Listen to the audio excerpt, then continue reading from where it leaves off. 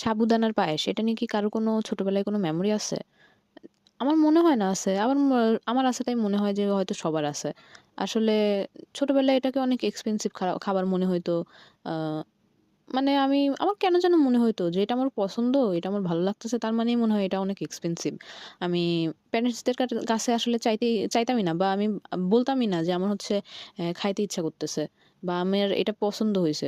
পছন্দ হইছে বলতাম কিন্তু আমার যে খাইতে ইচ্ছা করতেছে এটা বলতাম না। কেন বলতাম না জানি না। মানে ছোটবেলা থেকে আমি একটু কম কথা বলি আর একটু লজ্জাতে পাওয়া লোকের মধ্যে পড়ি।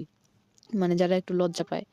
এটা হচ্ছে আমার মেমোরি। এখন মনে হয় যে এটা তো এক্সপেনসিভ না। আমার এমন কেন মনে হইতো যে এটা বেশি দামি খাবার হয়ে যাচ্ছে। আমার আসলে এরকম চাওয়াই উচিত না। আমি একটু বেশি, বেশি চেয়ে ফেলবো নাকি? মানে ছোটবেলায়ও আমি এত কিছু ভাবতাম যে আমার চাওয়া উচিত কি না? আ মানে যাই হোক। তো এই হচ্ছে আমার সাবুদানার পায়েস নিয়ে ছোটবেলার মেমোরি। এখন মনে হয় যে এইটা নিয়ে আমি এত ভাবতাম। এটা তো এখন চাইলেই খাওয়া যায়। কিন্তু একটু দুধ, চিনি আর কত টাকারই আর সাবুদানা লাগে। সাবুদানার তো দামও ওরকম না। তো এই হচ্ছে আমার মেমোরি। আশা করি আপনাদের শুনে একটু বিব্রত বোধ হইতে পারে বা মনে হইতে পারে এটা কোনো কথা হইল? বাট আমার কাছে এটা আসলে একটা মেমোরি, অদ্ভুত একটা মেমোরি আমার নিজের কাছেও।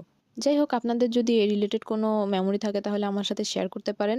অথবা মেমোরি না থাকলে পরে যদি আপনাদের এই খাবার পছন্দ হয় তাও বলতে পারেন। যদি পছন্দ না হয় তাও বলতে পারেন। Thanks for watching. বাই। আসসালামু আলাইকুম।